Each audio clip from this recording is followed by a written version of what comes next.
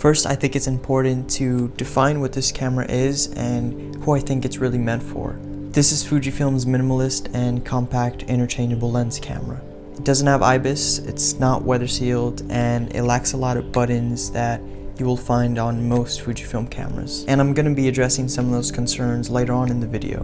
But what this camera does have is the X-E4 sensor, the latest focusing mechanism, a flip up screen, and really great video specs. In this price range, you really only have two other alternatives, one of them being the X100V and the other the XS10. If you're in between this and the X100V, a simple question you need to ask yourself is, are you planning on using other lenses?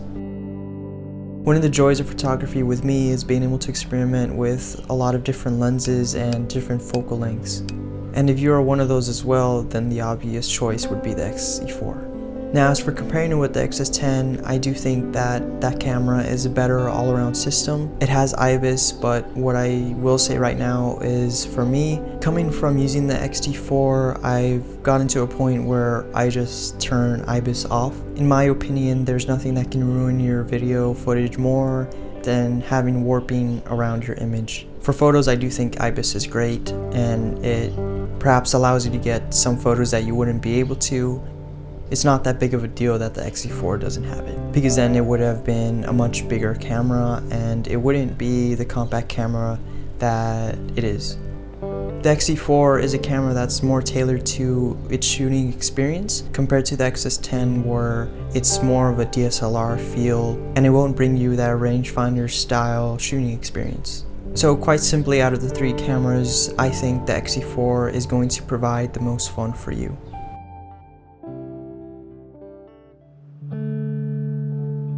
The camera shares the same sensor that comes with all of Fuji's latest cameras, and this sensor, it creates some quality and beautiful images, and I'm always blown away by its capabilities. Because of the fact that the XE4 has this sensor, makes it hard for me to think of a situation and scenario where the XE4 wouldn't be a viable option for you. For professionals, it might be a better B cam than an A cam, but for someone on a budget, you can honestly use this camera across a multitude of work. I use this camera a lot for night photography, and although I try and keep my ISO below 6400, even if you go over that and hit that ISO ceiling, you will still have a usable image. And for this camera being a APS-C sensor, that's amazing. That flexibility allows you to use this camera in even the darkest of lighting conditions, and you can still walk away with a good image. When I first got this camera, I was actually very surprised at how tiny it is. It took me a while to get used to it, but now I've grown to really enjoy its compact size. I added a grip myself because I do think this camera falls short with its ergonomics, but if you're sticking to the small f2 lenses, you'll be fine without a grip. But as soon as you start using anything larger, you will want to be using either the thumb rest grip or Fuji's big hand grip.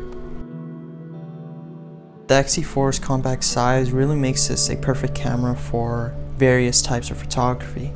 It's perfect for when you're out on the street and are trying to be as invisible as you can, and this tilt up screen makes it perfect for shooting from the hip. And even for documentary photography, where you're just trying to document your family and your friends, this is one of those cameras that you can have with you anywhere, whatever you're doing, and it won't be intrusive at all. And that's something I haven't been able to say for many other cameras.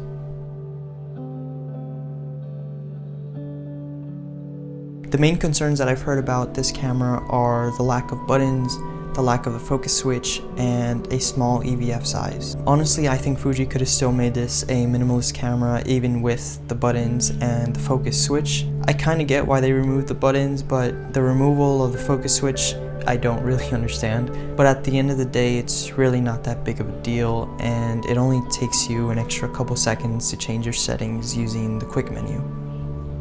The XE4 has a 2.36 dot EVF, and coming from the XE4, which has a 3.69 dot EVF, which is one of the best on the market, I can honestly say I haven't noticed a crazy difference, and it's easy to get caught up in the numbers of the specs, but it really hasn't affected my shooting, and I've never stopped and wished that the XE4 had a better EVF.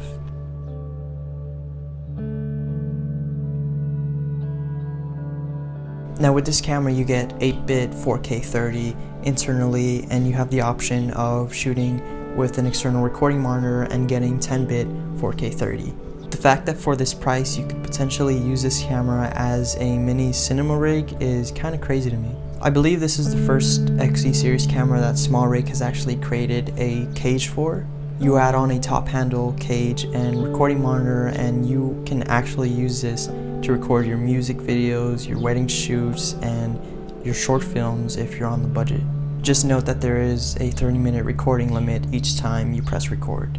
If you are going to be using Fujifilm's XE4 8-bit video, I will say just try and stick to using the Fujifilm simulations, just because your F-log footage can potentially fall apart rather quickly in post. As long as you know your exposure and temperature and aren't looking to really push your grade too far, you'll be fine with 8-bit. Now to end off this video, I'm going to leave you with some 8-bit video footage using Eterna as my base grade.